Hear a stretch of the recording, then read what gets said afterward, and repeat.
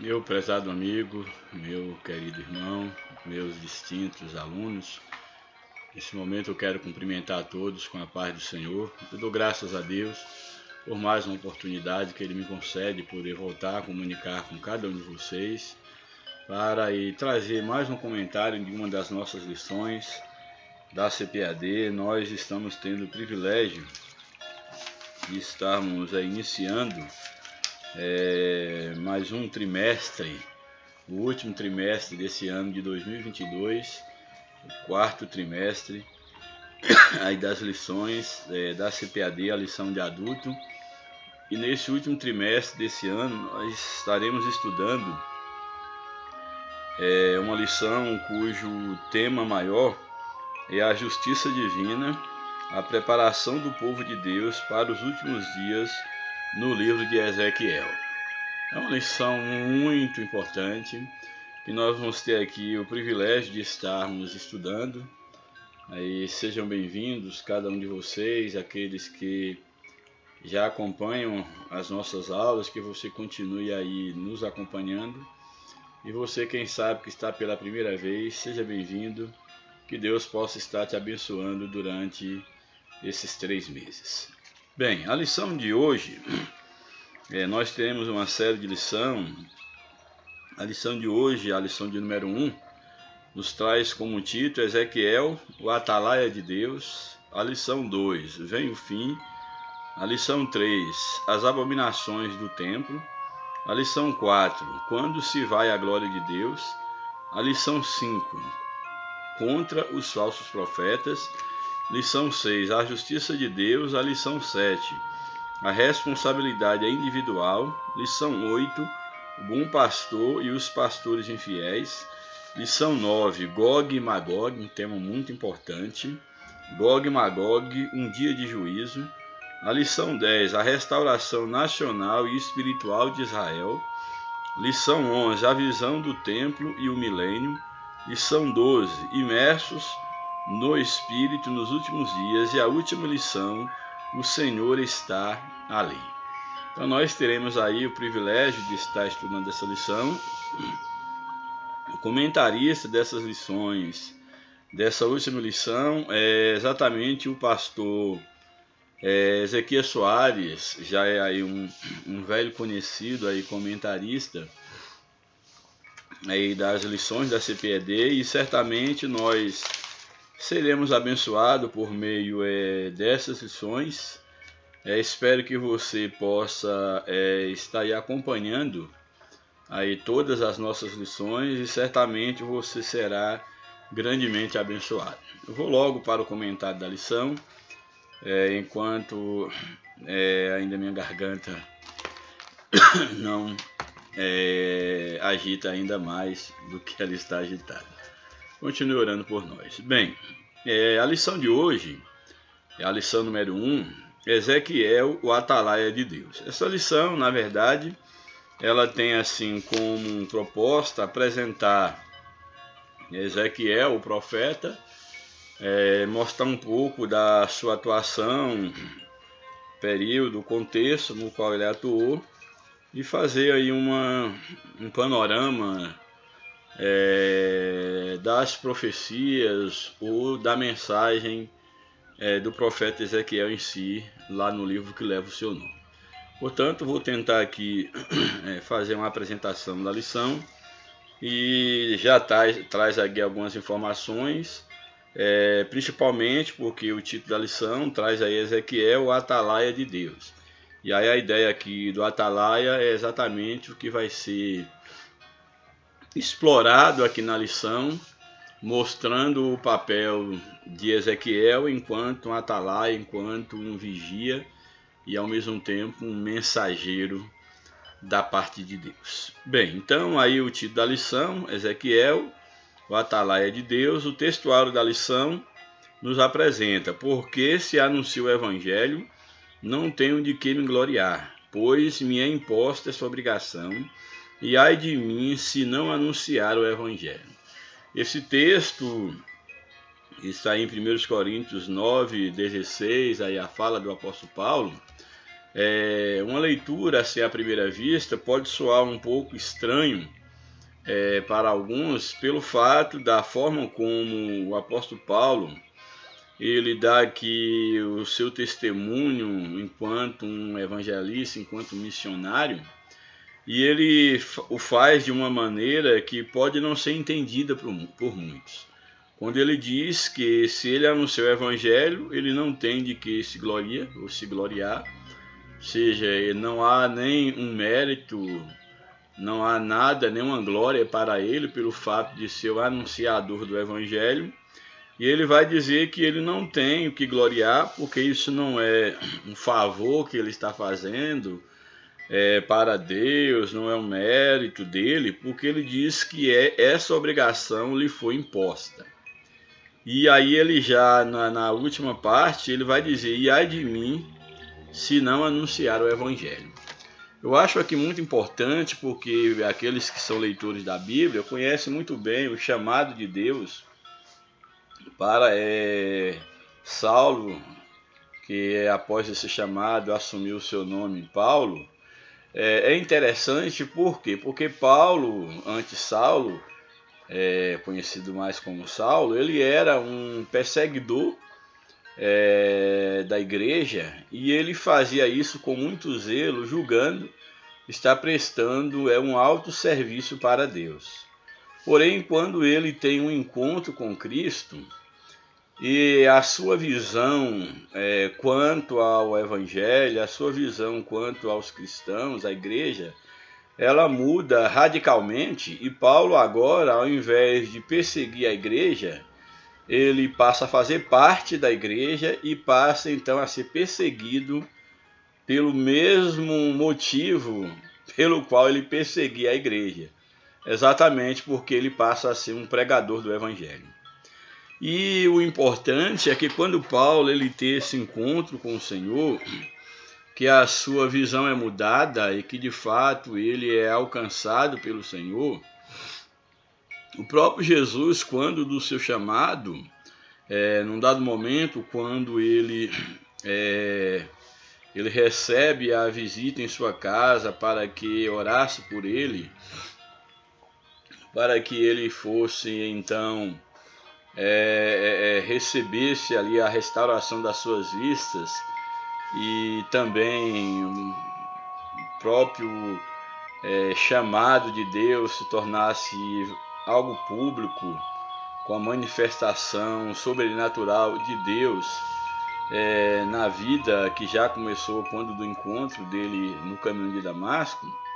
Mas o certo é que diante da recusa ali do profeta, daquele que havia sido chamado por Deus para poder falar com Paulo, orar por Paulo, ali o Simão, o curtidor, Pedro, é importante porque diante da recusa, da aparente recusa, devido ao histórico de quem era Saulo, o Senhor então diz ao seu servo que ele deveria ir, porque de fato agora, uma vez que Saulo ele foi chamado, Paulo ele foi chamado por Cristo, ele teve esse encontro, que agora ele experimentaria quanto lhe custaria sofrer pelo Evangelho. Então, diante do chamado de Paulo, ele se converte de fato a Cristo, o poder de Deus o transforma, e ele agora, enquanto pregador do Evangelho, ele tem a missão de pregar o Evangelho como sendo uma obrigação que lhe foi imposta, e ai dele se não pregasse o Evangelho. Mas é importante nós observar que quando Paulo ele diz que essa obrigação lhe foi imposta, a ideia da imposição de pregar o Evangelho não era algo unilateral, como se Deus agora obrigasse a Paulo a fazer o que ele não queria fazer. Na verdade, se nós formos fazer uma análise mais profunda de quem era Paulo, mesmo antes da sua conversão, Ele, de fato, ele era um homem temente a Deus, porém era um temor sem entendimento. Ele julgava estar prestando serviço para Deus, perseguindo, se levantando contra o próprio Deus, em relação à sua perseguição aos cristãos, ao Evangelho. Porém, agora, quando ele entende e ele tem um encontro com Deus, um encontro com Cristo, ele agora ele mantém o seu zelo, porém agora um zelo com entendimento. Ele, de fato, aquilo que ele gostava de fazer, aquilo que de fato ele se propunha a fazer, que era lutar pelo que é correto, pelo zelo da religião, esse zelo, todo esse zelo agora é dedicado exatamente para fazer a obra de Deus de uma maneira correta. Então, se nós formos analisar por esse ângulo, a ideia de Paulo dizer que essa obrigação lhe foi imposta de pregar o Evangelho, nós podemos perceber que, de fato, Paulo ele lhe impunha essa obrigação. Porque mesmo antes dele ter um verdadeiro encontro com Deus, ele já lhe impunha a obrigação de poder combater aquela seita, a seita do Nazareno. E agora ele, de fato, conhecendo que ele, de fato, estava equivocado no seu zelo, ele agora vai combater o bom combate da fé, o verdadeiro combate. Portanto, Paulo, ele já se impunha a obrigação de pregar o Evangelho e ele se coloca à disposição de Deus como um prisioneiro de Deus, que agora não vivia mais ele, mas Cristo vivia nele por ele. E uma vez que a sua vida não lhe pertencia mais, ele não se achava no direito de dispor da sua vontade. Daí ele tomar o Evangelho, o seu chamado, como uma obrigação, porque em muitos momentos ele se coloca como um prisioneiro de Cristo e ele vai dizer de uma maneira muito clara que não vivia mais ele, mas Cristo passou a viver nele. E de fato, todo aquele que tem um verdadeiro encontro com Cristo, à medida que ele vai se aproximando de Cristo e amadurecendo na fé, ele percebe que ele não é mais o dono da sua vida. Ele percebe que essa santa imposição está sobre ele, porque o velho homem já morreu e Cristo agora é quem comanda a sua vida. É Cristo quem dirige a sua vida. Daí o reconhecimento de que está sobre ele a imposição, a obrigação, mas não vamos tomar a obrigação como algo que ele não tenha prazer em fazer. Que o seu espírito, que a sua alma não se sente bem, não se entrega a isso. Então é nesse sentido que nós temos que entender aqui a obrigação de Paulo, enquanto pregador do Evangelho, é mais especificamente no sentido de uma ocupação. Então o que nós temos aqui é que de fato Paulo ele tinha como ocupação única ou maior, já que também ele trabalhava para sobreviver, mas o que a sua ocupação principal, a sua missão principal era pregar o Evangelho. E ele já havia se disposto a isso, e com o seu chamado ele se entrega sem reserva. E diante disso ele pode dizer que ai de mim se eu não anunciar o Evangelho. Por que ele diria isso? Exatamente porque uma vez que ele não vivia mais para si, ele se colocava como parte dessa obrigação a impossibilidade de deixar de fazer a obra de Deus. Então aí o reconhecimento do senhorio de Deus sobre a sua vida, ele não teve um encontro com Deus, com Cristo, apenas como Salvador, mas também como Senhor, e isso faz toda a diferença.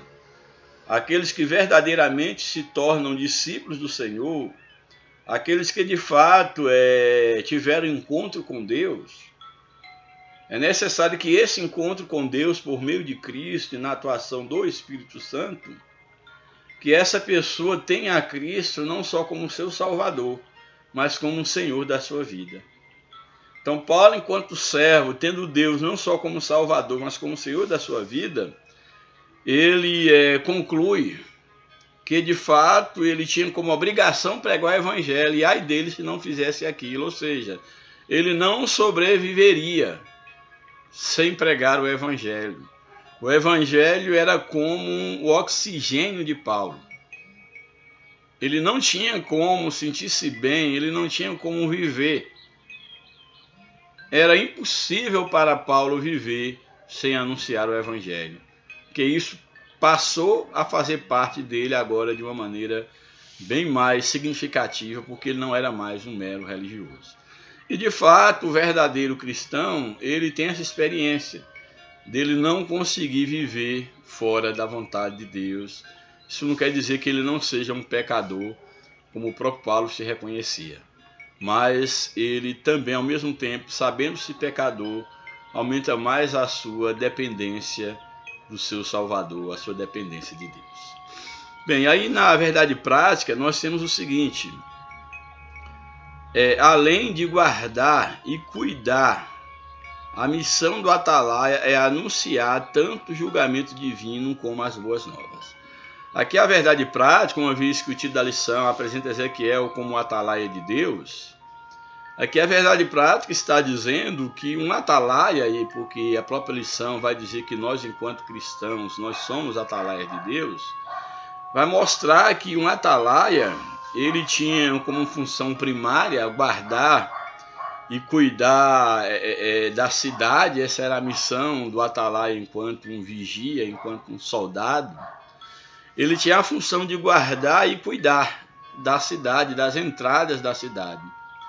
Mas, em termos espirituais, o atalaia, no aspecto espiritual, ele tem também a função de guardar, de cuidar daqueles que Deus o entregou enquanto atalaia, enquanto profeta, enquanto anunciador das boas novas. Mas além de guardar e cuidar, a missão do atalaia é também anunciar o julgamento da parte de Deus, como também as boas novas da parte de Deus. O julgamento, quando o povo é avisado, mas não dá ouvido à voz de Deus quanto ao mal que está para atingir o povo por causa da sua vulnerabilidade em decorrência do pecado. Então compete ao profeta também, quanto atalaia, mostrar o julgamento divino pela desobediência dos homens, pela desobediência do povo para o qual Deus, isso chamou, escolheu como atalaia. Mas também compete a ele anunciar as boas novas para aqueles que arrependidos se voltam para Deus. Então o atalaia, ele cuida, ele guarda a cidade, o povo, mas também ele anuncia tanto o julgamento quanto as boas novas. É a função ou as funções do atalaia. Aí, indo para a leitura bíblica em classe, no livro de Ezequiel, capítulo 3, verso 16 ao 21, depois do verso 27, a leitura bíblica em classe desta primeira lição, nos diz o seguinte, o verso 16 do capítulo 3. E sucedeu que, ao fim de 7 dias, veio a palavra do Senhor a mim, dizendo: Filho do homem, eu te dei por atalaia sobre a casa de Israel, e tu da minha boca ouvirás a palavra e os avisarás da minha parte. Temos aqui o texto de uma maneira muito clara, que no fim de 7 dias, a gente vai ver dentro da lição alguns detalhes, mas nesse tempo, Deus então, ele faz um chamado ao profeta Ezequiel e o convoca exatamente para ser um atalaia. E é interessante porque quando Deus chama Ezequiel, ele vai usar exatamente essa expressão, filho do homem.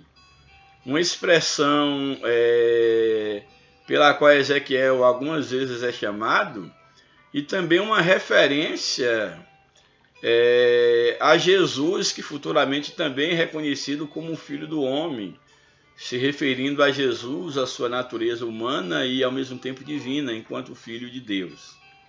Então nós temos aqui que essa expressão Filho do Homem é uma expressão significativa, porque Ezequiel ele tem esse chamado e ele vai exatamente enquanto o Filho do Homem, que é como Deus o chama, ele recebe agora uma incumbência da parte de Deus de ser atalaia.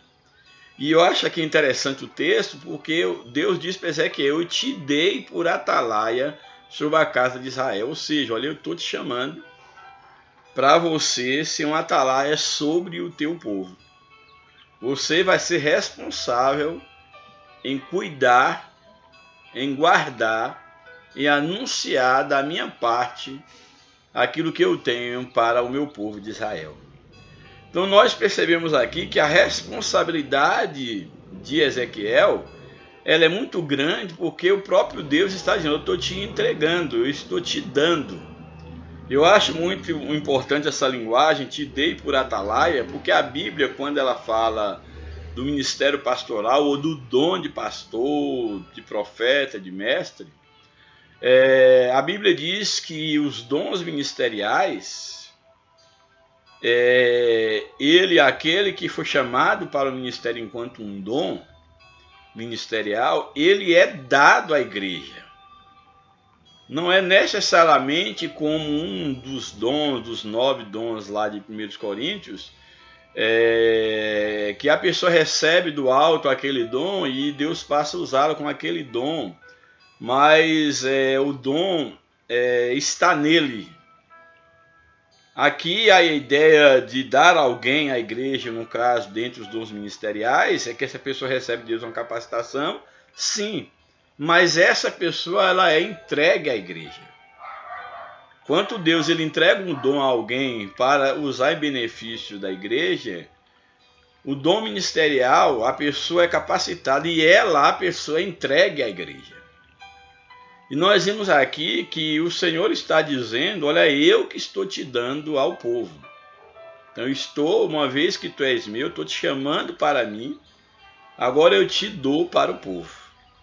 Isso é muito importante, porque quando o apóstolo Paulo diz que ele é um prisioneiro de Cristo, que ele é imposta a obrigação de pregar o evangelho, e ai dele se não fizer isso, está na mesma linha aqui do profeta Ezequiel. Então o Senhor aparece a ele e diz: olha, eu te dei, você foi escolhido por atalaia sobre a casa de Israel. E aí prossegue: e tu da minha parte, ou seja, e tu da minha boca ouvirás a palavra e as avisarás da minha parte. Ou seja, aquilo que eu tiver de dizer para o povo de Israel, tu vais ouvir da minha parte, e tu serás a minha boca para o povo. Tu serás o meu atalaia, tu serás a minha boca, tu estarás com a responsabilidade de avisar da minha parte tudo aquilo que eu tenho para dizer a este povo. Então eu te dou, tu és profeta, te chamam como profeta, mas a sua função é ser um atalaia para o povo de Israel. Então da minha parte tu vai ouvir e tu vai falar para o povo de Israel, tu serás a minha boca. Aí verso 18, quando eu disser, Deus falando para Ezequiel, qual seria a função, o ministério dele, enquanto atalaia. Quando eu disser ao ímpio, certamente morrerás, não o avisando tu, não falando para avisar o ímpio acerca do seu caminho ímpio, para salvar a sua vida, aquele ímpio morrerá na sua maldade, mas o seu sangue da tua mão o requererei. Olha o grau de responsabilidade que o atalaia tinha da parte de Deus. Se o inimigo dentro daquele tempo, daquele contexto dos exércitos, onde as cidades eram muradas e havia torres de vigia, onde os atalaias ficavam naquelas torres, O atalaia, ele tocava uma trombeta, ela anunciava quando o mal estava chegando. Se os soldados demais não se preparassem e a cidade ela fosse invadida ou coisa semelhante, a culpa não era do atalaia, porque ele havia avisado. Mas se por acaso, por um descuido, ele não avisasse e a cidade fosse atacada, esse atalaia poderia pagar ou pagaria com a sua própria vida, uma vez que ele era culpado, ele havia possibilitado o inimigo alcançar ou chegar, aproximar da cidade. E aqui Deus está dizendo exatamente que enquanto profeta, enquanto atalaia, isso serve para nós que fomos chamados por Deus para anunciar as boas novas, e você que é líder, você que é pastor, que nós somos chamados exatamente para exercer a função de atalaia. E aqui nesse primeiro texto aqui da mensagem, mais especificamente, aqui o verso 18, Deus está dizendo: quando eu disser ao ímpio que ele vai morrer, se ele permanecer no seu pecado. E o importante é que o aviso de Deus não é para o ímpio permanecer no pecado. Deus avisa o homem do seu erro, não a fim de matar o homem, de condenar o homem, mas a fim de que o homem tome a iniciativa de arrepender-se e voltar-se para Deus e alcançar misericórdia. Portanto, Deus diz: olha, se eu mandar você dizer ao ímpio que ele vai morrer e tu não avisar o ímpio acerca do seu mau caminho, um caminho ímpio que ele está vivendo, para que ele se arrependa e ele possa salvar a sua vida, aí o Senhor diz: olha, aquele ímpio ele vai morrer na sua maldade, ele vai perecer, mas o sangue desse ímpio eu vou requerer das tuas mãos, porque foi a ti que eu coloquei como atalaia sobre este povo. Isso é muito sério. Então, se Deus te chamou como atalaia e você vê alguém errando, e você é omisso, você não avisa, você não mostra, você não diz, você não combate o erro em nome do politicamente correto, ou para não perder a amizade, ou até mesmo medo de ameaça, e você não faz isso, Deus irá requerer isso das tuas mãos. E é o que o Senhor diz para Ezequiel. Aí o verso 19: mas se avisares o ímpio e ele não se converter da sua impiedade e do seu mau caminho, ele morrerá na sua maldade, mas tu livrastes a tua alma. Ou seja, mas se tu avisares e o ímpio não der ouvido, ele vai morrer na iniquidade dele, ele vai perecer, mas não vai recair sobre você o sangue do ímpio. Tu vai livrar a tua alma porque você fez aquilo que te foi ordenado enquanto atalaia de Deus. Aí o verso 20: semelhantemente, quando o justo se desviar da sua justiça e fizer a maldade, e eu puser diante dele um tropeço, ele morrerá, porque não o avisando tu do seu pecado, morrerá.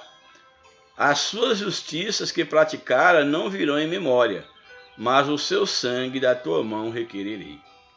Aí é importante, é muito interessante nós observarmos que o atalaia aqui, ele tanto foi chamado para avisar o ímpio do seu pecado, e aqui a ideia dentro do contexto de Israel era avisar a impiedade da nação de Israel, a impiedade daqueles que estavam em pecado, mas aqui também o homem de Deus, o atalaia, o profeta, ele é chamado também para protestar contra aquele que é justo, ou que se diz justo, ou que ocupa a posição de justo, de servo de Deus, de guardar os mandamentos do Senhor, mas que de repente comete uma maldade diante de Deus.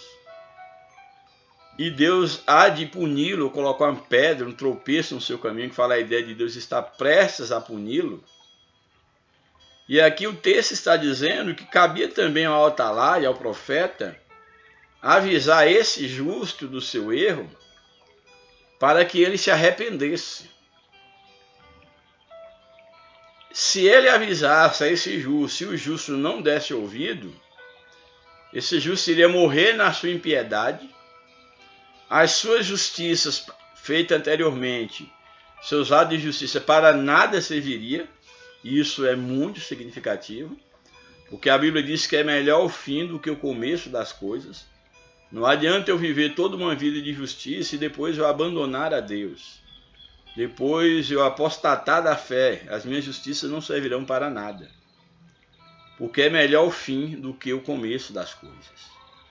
Então aqui Deus está dizendo, olha, se tu avisar o justo, para ele deixar, se tu avisar o justo e ele continuar no erro, no pecado, ele vai morrer, vai perecer, a sua justiça anteriormente praticada para nada vai servir, mas tu livrarás do sangue do justo. Eu não requererei a alma desse justo, porque tu avisou, tu alertou. E aí no verso 21, e é interessante porque ele vai dizer, ó, não avisando tu justo, se tu não avisar, ó, se tu não avisar, tu avisar e o justo não ouvir, ele vai perecer no pecado, mas tu livrará tua alma. Agora, se tu não avisar, o justo vai morrer, vai perecer, mas eu vou requerer o sangue desse justo. Estava em pecado e tu não avisou, eu vou requerer a sua alma das suas mãos. Isso aí está ainda no verso de número 20. O verso 21. Mas avisando tu o justo, para que o justo não peque, e ele não pecar, certamente viverá. Tu avisou o justo que ele estava em pecado, ele não pecou, certamente o justo, ele viverá, porque e não peque, e ele não pecar, certamente viverá, porque foi avisado e tu livraste a tua alma. É muito interessante isso aqui.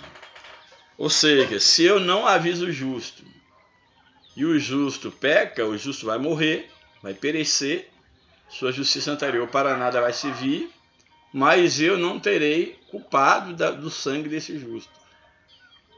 Se eu avisar. Mas se eu não avisar, o justo morrer, mas se eu avisar e o justo mudar de caminho, do erro, o justo salvará a sua alma e eu também salvarei a minha, ou seja, eu também não serei cobrado da parte de Deus.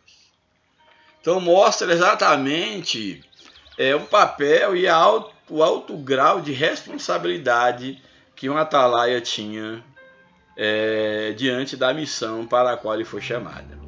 E aí o verso 27 diz o seguinte, mas quando eu falar contigo, abrirei a tua boca e lhes dirás, assim diz o Senhor. É muito importante porque aqui Deus está dizendo, quando eu falar contigo. Isso é muito sério porque tem muitos aí dizendo que foi Deus que falou, quando de fato não foi Deus que falou. Então Deus está aqui deixando bem claro para o profeta, olha, quando eu falar contigo, é quando eu falar. E quando de fato você ouvir a minha voz, aí tem a marca aqui do profeta, que ele abriria a boca, mas abriria a boca só quando Deus falar e não por conta própria. E para identificar que era Deus que estava falando, ele diria, assim diz o Senhor. Eu acho isso tão sério, porque tem muitos na atualidade que se dizem profetas e dizendo assim diz o Senhor, quando na verdade o Senhor não lhe falou nada. E ele está abrindo a boca por conta própria. E isso é muito sério. No passado, o profeta que assim o fizesse, ele era morto, era apedrejado, caso a profecia não viesse da parte de Deus. Hoje nós não temos necessariamente esse contexto da morte física, mas existem muitos que já morreram espiritualmente porque entraram pelo caminho de dizer aquilo que Deus não mandou. Não estão morrendo fisicamente, mas espiritualmente estão mortos. Continuam aí com as suas profetadas, continuam dizendo, assim diz o Senhor, assim te digo, meu servo, minha serva, quando na verdade Deus não falou nada. Muitos continuam dizendo que está vendo isso e aquilo no mundo espiritual, está vendo anjos, está vendo isso e aquilo, quando na verdade não está enxergando nada. Isso é muito perigoso. Eu não sou incrédulo, de que Deus continua usando, a profecia ela continua atual, assim eu creio. O mundo espiritual está aí, nós podemos ver coisas no mundo espiritual. Mas tenha muito temor e tremor, para não estar dizendo que Deus mandou aquilo que Deus nunca te mandou dizer. Então aqui Deus fala, olha Ezequiel, quando de fato eu mandar tu falar, tu vai falar. Tu só vai abrir a boca enquanto atalaia para falar alguma coisa quando eu te mandar. E quando eu te mandar, você vai se apresentar em nome de Deus, porque tu está falando da parte de Deus, e você vai usar essa identificação, assim diz o Senhor. Aí na sequência, o texto, assim diz o Senhor, quem ouvir, ouça, e quem deixar de ouvir, deixe, porque casa rebelde são eles. Ou seja, você vai se apresentar ao povo dizendo que você está dizendo, falando com a mensagem da parte de Deus. Então, esse será a forma de apresentação. Assim diz o Senhor, e aí você vai e entrega a mensagem. Porém, Deus avisa Ezequiel, quem ouvir o que você falar, que não é da tua parte, quem ouvir, ouça. Quem deixar de ouvir, deixe. Ou seja, se alguém quiser ouvir, você fala. Se não quiser, você fale do mesmo jeito. Compete a essa pessoa dar ouvido ou não dar ouvido. Então a ideia aqui de quem quiser ouvir, ouça. Quem deixar de ouvir, deixe. Ou seja, que ouvir na Bíblia não é apenas escutar. Ouvir na Bíblia sempre tem essa conotação dentro da profecia, inclusive lá no Apocalipse, tem a ideia de você colocar em prática, de você atender, colocar em prática. Então Deus está dizendo, você vai dizer, quem quiser ouvir, ouve. Quem não quiser, não dê ouvido. Mas você fale. E se eles não ouvirem, não se estranhe, porque eles são casa rebelde, é o que Deus fala a Ezequiel. Aí, dando continuidade, vamos então para aí o comentário da lição. Eu dei aqui uma pequena pausa, né? Talvez possa ter uma diferença aí de tonalidade, né, na voz. Mas aí, dando a sequência, o comentário da nossa lição, então ele vai estar aqui nos apresentando, como já falei, um pouco aí no primeiro tópico sobre o livro de Ezequiel. No segundo tópico vai falar mais especificamente sobre o profeta Ezequiel. O terceiro vai falar sobre a função, o conceito de atalaia. E o último tópico sobre a responsabilidade de um profeta enquanto atalaia. Bem, então aí o primeiro tópico da lição, nós temos o seguinte, a introdução que ainda não li. As 13 lições do presente trimestre foram selecionadas do livro do profeta Ezequiel. É uma seleção de alguns capítulos, não é o livro todo que está sendo contemplado aqui na lição, mesmo porque para fazer um comentário aí do livro de Ezequiel como um todo, teríamos que ter aí no mínimo os 4 trimestres só para tratar do livro de Ezequiel.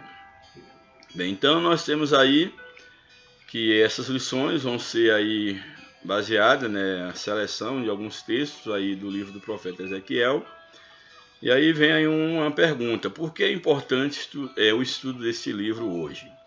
E aí vem aqui pelo menos duas justificativas da importância de estudar o livro de Ezequiel.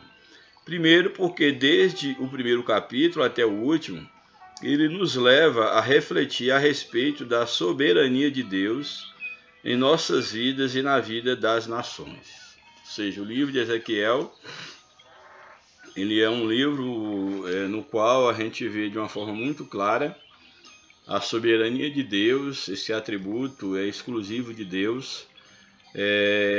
Retratado esse atributo no livro de Ezequiel, mostrando que Deus ele é soberano sobre cada vida, a vida das pessoas, aí, cada indivíduo, como também ele é o soberano sobre todas as nações. E uma segunda razão por que ler o livro é porque esse livro ele nos leva a uma avaliação contínua sobre o nosso relacionamento com Deus. Como está o nosso relacionamento com Deus? Esse livro nos leva a essa reflexão contínua. E a presente lição trata da responsabilidade dos atalaias constituídos por Deus ontem e hoje.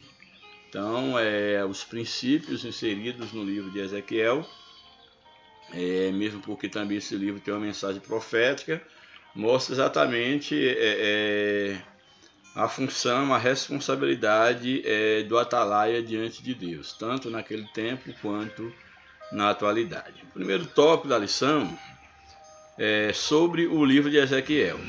O livro de Ezequiel antecipa a tradição apocalíptica das Escrituras e pode ser dividido em 3 partes principais. A primeira vai do capítulo 1 até o capítulo de número 24, a segunda do capítulo 25 ao 32 e a terceira do capítulo 33 ao 48. Então aí nós temos essas 3 sessões que podem ser aí, o livro de Ezequiel pode ser dividido. E aqui uma informação aqui nessa introdução do primeiro tópico é mostrar que o livro de Ezequiel é uma antecipação da tradição apocalíptica, ou seja, dos livros aí apocalípticos. O primeiro subtópico desse tópico, aí cada subtópico vai falar sobre essas 3 partes que podem ser divididas do livro de Ezequiel. Então, a primeira parte do livro, aí no primeiro subtópico, essas profecias foram entregues ao profeta antes da destruição da cidade de Jerusalém, do templo, e ocupa os primeiros 24 capítulos do livro. Então, a primeira parte, que ocupa aí do capítulo 1 até o capítulo 24, ela foi exatamente as profecias aí inseridas, elas foram entregues ao povo de Israel antes da destruição da cidade de Jerusalém, como também lá do templo, desse primeiro templo de Jerusalém. Nessa parte está a visão inaugural do ministério profético de Ezequiel, nesses primeiros 24 capítulos, que vai também estar retratando essa visão inaugural aí do ministério profético aí do profeta Ezequiel. Quando ele recebeu a visão da glória de Deus, os discursos dessa primeira parte do livro são predominantemente ameaças e juízos. Então, nessa primeira parte, onde Deus está, por meio do profeta, trazendo palavras de ameaças e de juízos que virão sobre a nação de Israel, caso ela permaneça na impiedade. Há profecias relatando os pecados de Israel que merecem aí a punição, os juízos de Deus, pecados como a questão da prostituição, da idolatria do povo, e Deus então usa o profeta a trazer essa mensagem. A mensagem traz também uma série de advertências, Deus falando contra ali os falsos profetas, também mensagem ali contra o pecado dos reis e também os sacerdotes. Então aqui é muito, muito interessante, porque a mensagem, nessa primeira parte aí, a mensagem de juízo, não escapa a ninguém. Aqui é uma mensagem contra a prostituição, a idolatria do povo, mas aí também entra os representantes do povo. Entra aí os profetas, que seriam os representantes de Deus, mas aí os falsos que deveriam, uma vez que os verdadeiros profetas não estão em ação, ou que não há verdadeiros profetas, há uma margem para o surgimento de falsos profetas, quando não há o verdadeiro ensino. Daí Deus levantar o profeta Ezequiel para combater os falsos profetas que também surgem como consequência de um povo desviado, afastado de Deus, que vai separar, que vai até mesmo contratar profetas para profetizarem segundo as suas conveniências. Portanto, aí está o povo em pecado da prostituição, da idolatria. Há o levante aí de muitos falsos profetas, os reis também de Judá, a mensagem também é para os reis de Judá, como também para os sacerdotes. Todos eles são alvos aí das mensagens de ameaças e de juízos da parte de Deus. A segunda parte, nós temos, depois do pronunciamento dos juízos contra Judá e Israel, os oráculos divinos são direcionados contra as nações vizinhas. Então, depois de mostrar aquilo que havia de vir sobre a nação de Israel, caso permanecesse no pecado, também há juízos sobre as nações divinas, que as nações vizinhas, melhor dizendo, que influenciaram Israel ao pecado, à queda. Nações como Amon, Moabe, Edom, a Filistia, ou a Filístia, Tiro, Sidom e Egito são nações para as quais também há uma profecia, uma mensagem de juízo divino. Isso revela que Yahvé já não é somente o Deus de Israel, mas também de todas as nações, é soberano de todo o universo.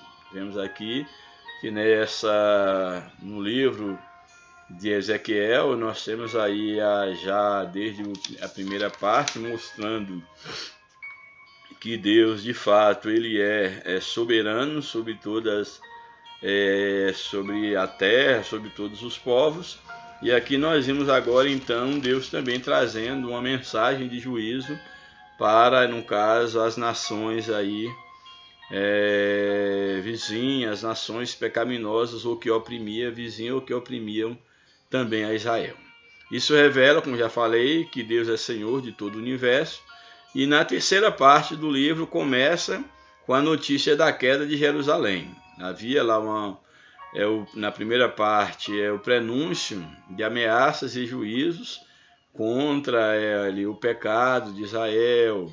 Na segunda parte há também ameaças aí contra não somente Judá, Israel, mas Judá, Israel e as demais nações.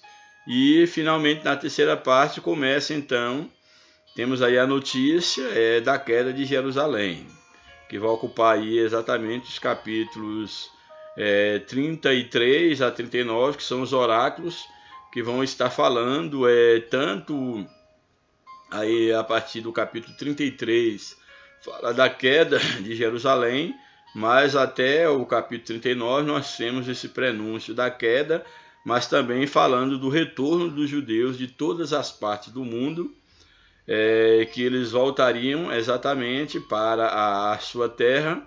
E essa visão, ela inclui tanto os antepassados dentro daquele contexto de quando isso começou a acontecer, como também ela apontava para uma regeneração futura. Isso aqui é muito interessante. Então fala do retorno dos judeus de todas as partes do mundo à terra de seus antepassados, incluindo a visão famosa do livro de Ezequiel, uma das mais conhecidas, que é a do Vale de Ossos Secos, que é um retrato da situação de pecado na qual Israel se encontrava e Deus, no caso, ainda restaurando aqueles ossos sequíssimos.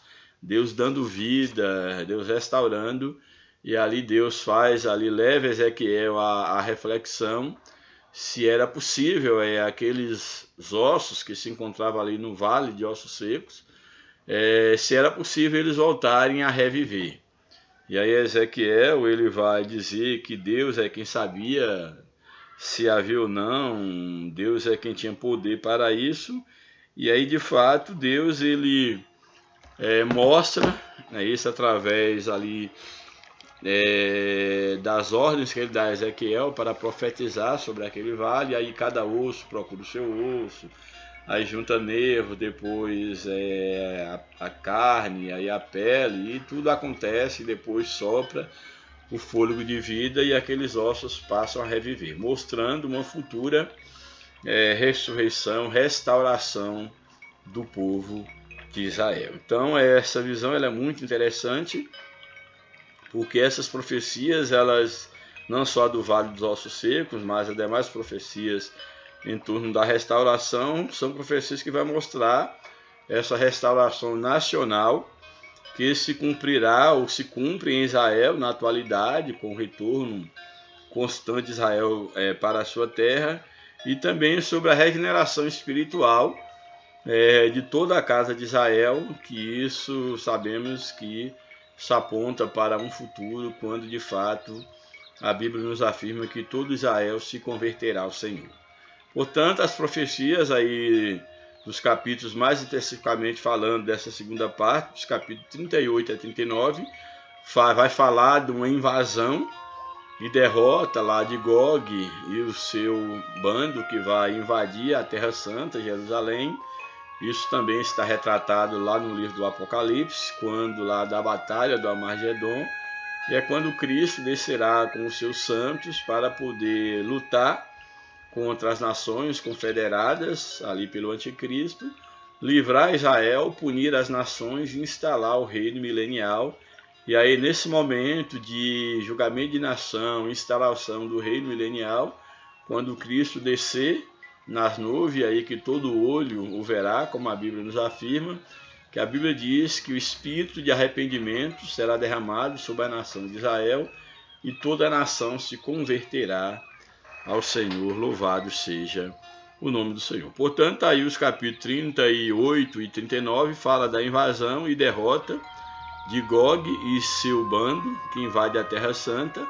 O livro de Ezequiel termina com a visão do novo templo e da redenção para Israel e de toda a humanidade como resposta à primeira visão, que vai aí dos capítulos 40 até o capítulo 48, quando finalmente aí nós temos essa restauração de toda a nação de Israel. Bem, esse foi o primeiro tópico da revista, que apresenta a questão do livro, mais especificamente do contexto, do panorama do livro em si, como ele está dividido, as suas partes principais. E aí vem o segundo tópico do livro, que agora é mais especificamente algumas informações sobre o profeta Ezequiel em si, e nos traz o seguinte: as poucas informações sobre a vida pessoal de Ezequiel estão nos relatos entrelaçados nas profecias registradas no livro, no próprio livro. Ele não é mencionado nos outros livros do Antigo Testamento. Então, as informações sobre Ezequiel, elas estão em alguns relatos dentro do próprio livro aí de Ezequiel. O primeiro subtópico, identidade. A identidade, no caso, do profeta Ezequiel. Seu nome em hebraico, Yehezkel, significa fortalecido de Deus, e não aparece nos relatos dos reis e das crônicas. O pouco que se sabe a respeito dele é o que lemos no livro que leva o seu nome. São alguns detalhes de sua vida pessoal. E esses fatos aparecem para ilustrar a situação exílica de seus compatriotas na Babilônia. Ele viveu, no caso Ezequiel, ele viveu entre os exilados da Babilônia e iniciou seu ministério ali no cativeiro, quando completou 30 anos de idade, pois a Bíblia fala lá no 30º ano. Então, uma referência que infere ali que seria Ezequiel tinha 30 anos quando começa o seu ministério, estando ali no cativeiro babilônico. Não se sabe a data exata do fim do ministério de Ezequiel, mas com base nos dados cronológicos que são apresentados no livro, sabemos que o seu ofício durou cerca de 22 anos. Então, cerca de 22 anos foi o período do ministério profético de Ezequiel. A procedência de Ezequiel. Ezequiel era de Jerusalém, pertencia a uma família sacerdotal, ele era filho de Buzi, ou Buzi. Ele foi levado para a Babilônia na primeira leva dos deportados em 597 aí antes de Cristo, quando o rei Nabucodonosor, ele depois o rei lá de Israel, ele depois lá o rei de Jerusalém, o rei Joaquim, e foi levado para a Babilônia, colocando Zedequias, no caso seu irmão, em seu lugar. Daniel estava também entre eles, entre os deportados, e aí traz uma informação aqui bem interessante. Daniel estava entre esses deportados, ou seja, foi deportado juntamente ele com Ezequiel, também estava ali Daniel. E agora é interessante em relação aqui, nesse último tópico, ou nesse segundo tópico, no finalzinho do último subtópico, que aqui traz algumas informações interessantes sobre 3 grandes profetas, aí os profetas maiores, que é sobre Ezequiel, Daniel e Jeremias, esses 3 dentre aí os profetas maiores. Então o que nós temos aqui, que Ezequiel, ele vivia entre os exilados e exercia o seu ministério profético entre o povo.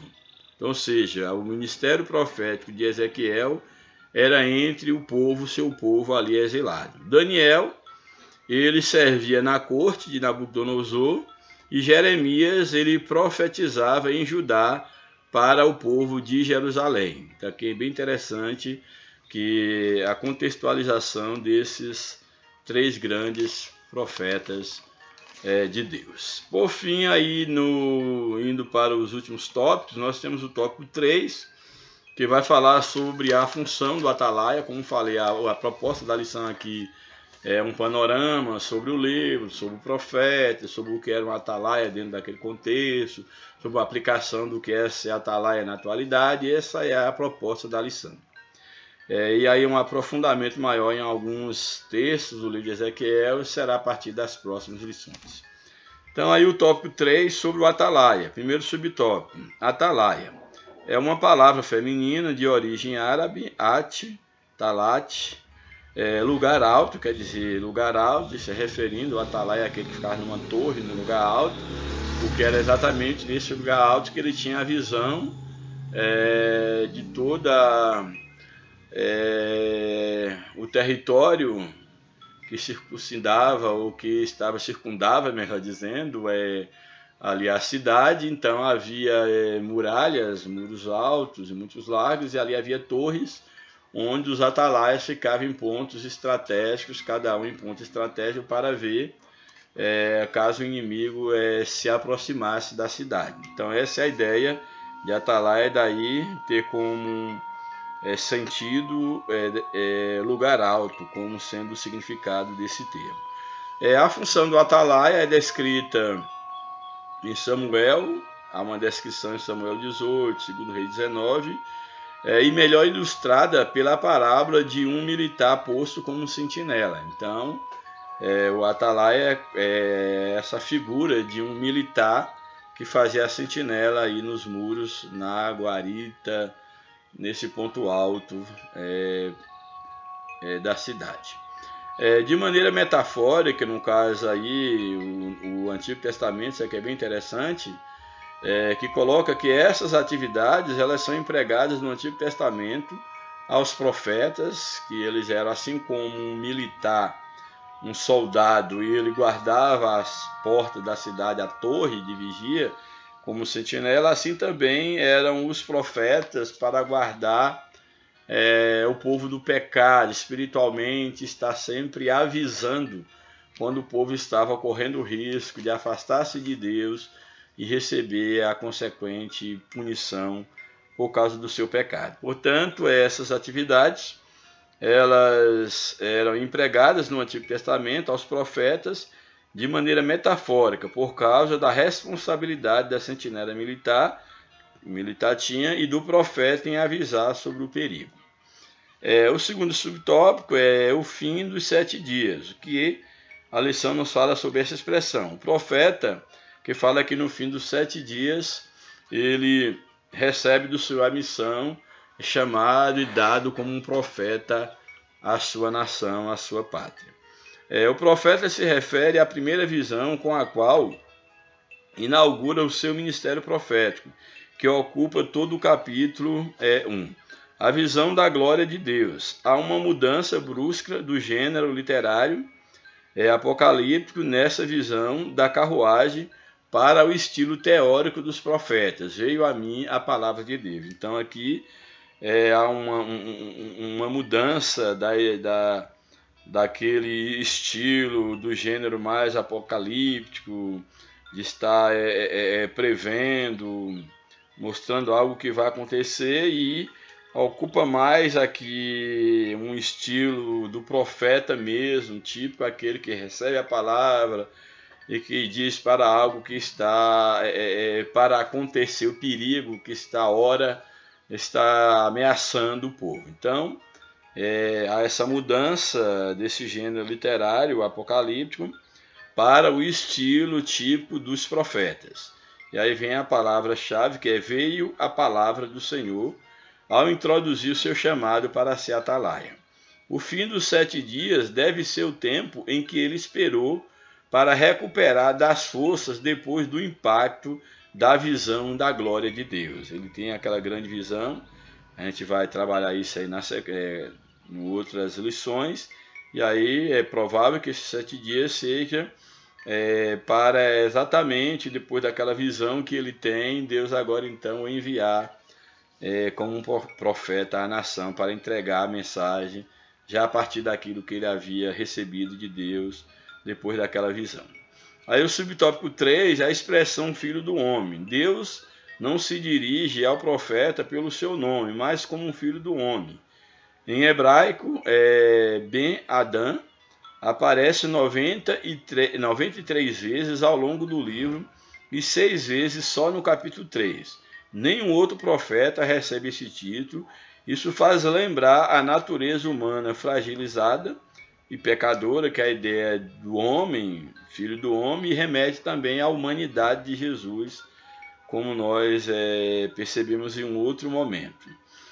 Ao passo que Deus ele é o Senhor da glória. Então isso faz lembrar a natureza humana fragilizada e pecadora, ao passo que Deus é o Senhor da glória.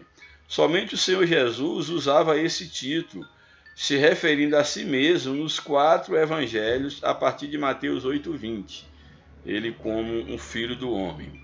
O título vem acompanhado do artigo, pois Jesus ele é o filho do homem. Aqui Ezequiel é chamado de filho do homem, Jesus é chamado de o Filho do Homem. Esse artigo especificando, esse artigo definido, especificando Jesus enquanto o Filho de Deus.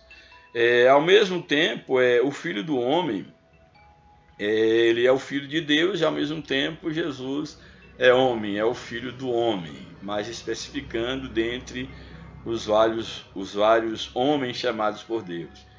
Que era filho do homem, mas não o filho do homem, que aí vai destacar aí em relação a Jesus. Adão é o cabeça da humanidade pecadora e Jesus é o cabeça da humanidade redimida. Todos os que creem em Jesus Cristo recebem vida eterna, louvado seja Deus. E aí o subtópico 4, atalaia sobre a casa de Israel. Deus sabia de antemão que os filhos de Israel no exílio continuariam na sua rebelião. Assim, Ezequiel foi constituído por Deus atalaia para profetizar os filhos de Israel. Eu acho isso aqui muito importante, porque Deus sabia que o povo de Israel permaneceria na desobediência, iria ser levado ao cativeiro, lá continuaria rebelde, e Ezequiel é usado tanto para prever e falar do castigo que havia de vir sobre o povo, como também, e mais especificamente, falar da própria situação de pecado que o povo estava, mas também da sua restauração. Isso aqui é bem interessante, porque Ezequiel é o atalaia que está no meio lá do povo. O próprio profeta foi levado cativo em consequência do pecado do povo. Porém, ele foi tirado dentre o povo e dado ao povo como um profeta, como um atalaia. Ele não esperava resultado de sua pregação.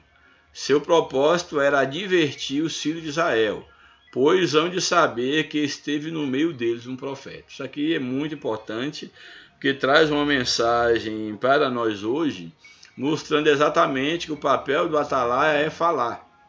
Se o povo vai ouvir ou não, isso é problema do povo, e aí fica entre o povo e Deus.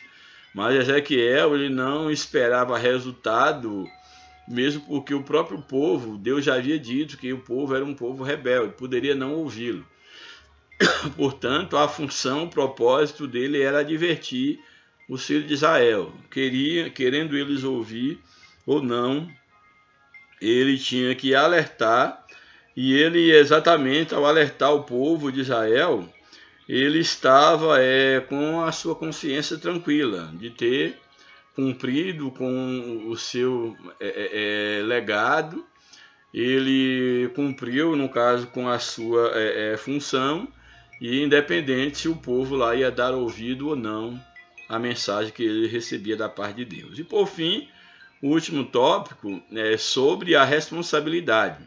A responsabilidade do profeta como a tarefa sobre Israel se assemelha à nossa como cristão na atualidade. E a nossa responsabilidade é exatamente como mensageiro das boas novas de Cristo, assim como Ezequiel era um mensageiro das boas novas da parte de Deus para a nação de Israel. Ou seja, seu discurso alcança justos e injustos. O discurso que nós temos enquanto mensageiros de Deus é para aqueles que são justos, mas que estiverem porventura no pecado, e os injustos, os ímpios, que estiverem na impiedade. Aí vem o primeiro subtópico, a responsabilidade do cristão. São duas as responsabilidades principais do cristão. Primeira, anunciar o evangelho ao pecador e se cuidar para permanecer em Cristo até o fim. Por quê? Porque o castigo de Deus vem para o ímpio, o pecador, mas para o justo se desviar dos caminhos do Senhor e permanecer na sua impiedade e injustiça. Daí a responsabilidade dupla do mensageiro, do atalaia, do profeta, do cristão, é exatamente anunciar o evangelho ao pecador, denunciar o pecado, mas também se cuidar para não estar praticando aquilo que ele está condenando. Porque se ele pratica o que ele condena, ele também certamente será condenado. Se o atalaia não avisar o ímpio sobre o seu mau caminho e o perigo em que ele se encontra, certamente o ímpio vai perecer, e o mensageiro será cobrado diante de Deus, como nós já vimos. Escreveu o apóstolo Paulo: e ai de mim se não anunciar o evangelho, como nós já analisamos. Também é dever do justo preservar até o fim, porque se ele ceder, a sua justiça não será levada em conta, conforme ensina no Novo Testamento, ensina, e o próprio livro de Ezequiel, que nós vimos que aquele que perseverar até o fim, como está lá no Apocalipse, aquele que perseverar até o fim, Mateus também vai trabalhar sobre isso, será salvo. E aqui a ideia é permanecer em Cristo, Não que seremos salvos com a perseverança pela perseverança, mas é porque somos salvos que nós perseveramos. Amém? Louvado seja, e não o contrário. Eu vou perseverar porque eu vou ser salvo porque a minha perseverança me garantiu a salvação. Não. Porque eu sou salvo, porque eu dependo de Cristo, é por isso que eu vou perseverar até o fim. E aí o subtópico 2, a responsabilidade do ímpio. Quando anunciamos o evangelho e o pecador rejeita a salvação em Cristo, tal rejeição vai testificar contra ele mesmo naquele dia. Deus disse a Ezequiel: quem ouvir, ouça. Quem deixar de ouvir, deixe. Nós já explicamos sobre isso. Nosso papel não é converter nem convencer ninguém. Essa é uma obra de Cristo através do Espírito Santo. Nosso papel é pregar a mensagem, é avisar o pecador. Essa é a nossa função de atalaia, avisar pecadores e justos, avisar ímpios e crentes. Não importa se ele é líder, se ele é pastor, se ele é um membro, um novo convertido, o nosso papel, enquanto profetas, enquanto atalaia, é avisar do erro, é avisar do pecado. E aí cumpre a cada um, no uso do seu livre-arbítrio, ouvir ou não a voz de Deus. Bem, a expressão usada pelo Senhor Jesus: quem tem ouvidos para ouvir, ouça. Em passagens paralelas, como no caso Marcos, aí fazendo um link com Mateus, com Lucas, e em Apocalipse 3:9, é uma fraseologia similar que vem de Ezequiel. Isso significa que Deus é a fonte da profecia de Ezequiel e do evangelho que pregamos. Portanto, essa é uma mensagem recorrente nas profecias. Quem tem ouvidos para ouvir, ouça. Aqui tomando a frase do Apocalipse. Então, lembrando que a ideia de ouvir aqui não é apenas escutar. Ouvir é se colocar à disposição, é atender, é voltar, se levar a sério aquilo que você está ouvindo da parte de Deus. Eu espero que já a partir de hoje, aquilo que nós estamos trazendo, tudo aquilo que você ouvirá e tem ouvido da parte de Deus, tem escutado, que não fique só apenas no escutar, que você de fato tenha ouvido e dado ouvido, esteja dando ouvido à voz de Deus. E por fim, o último tópico, a extensão da nossa responsabilidade. Quando o justo se desvia, precisa igualmente ser alertado. Esse mesmo princípio na fé cristã significa que temos responsabilidade diante de Deus por aquele irmão, aquela irmã que estão se esfriando na fé ou que se afastaram dos cultos, principalmente nessa época de isolamento aí social, devido a esse contexto de pandemia. Nós temos também essa responsabilidade, que muitos, a partir desse isolamento, muitos têm se desviado, se afastado, e outros desviado completamente da fé, não voltaram mais para a igreja, como também nem para Cristo. Então é dever nosso cuidar um dos outros na igreja. A nossa preocupação não é somente com o pecador ignorante. Temos essa responsabilidade, sim, mas também nós temos a responsabilidade com os nossos conservos, com os domésticos da fé. Portanto, devemos nos preocupar, né, isso também com o pecador ignorante, que ignora a realidade da vida espiritual, mas também temos que preocupar com as ovelhas desgarradas do rebanho. Também temos que preocupar com os nossos irmãos. Bem, aí foi o contexto geral dessa lição e do que veremos aí no decorrer das próximas lições. A conclusão da lição apresenta: nosso compromisso diante de Deus é pregar o Evangelho e não converter as pessoas, pois quem as converte é o Espírito Santo. O Senhor mandou nos pregar a palavra, como Deus falou ao profeta, quer ouçam, quer deixem de ouvir. Continue anunciando a mensagem, é o que devemos fazer com oração, guiados pelo Espírito Santo.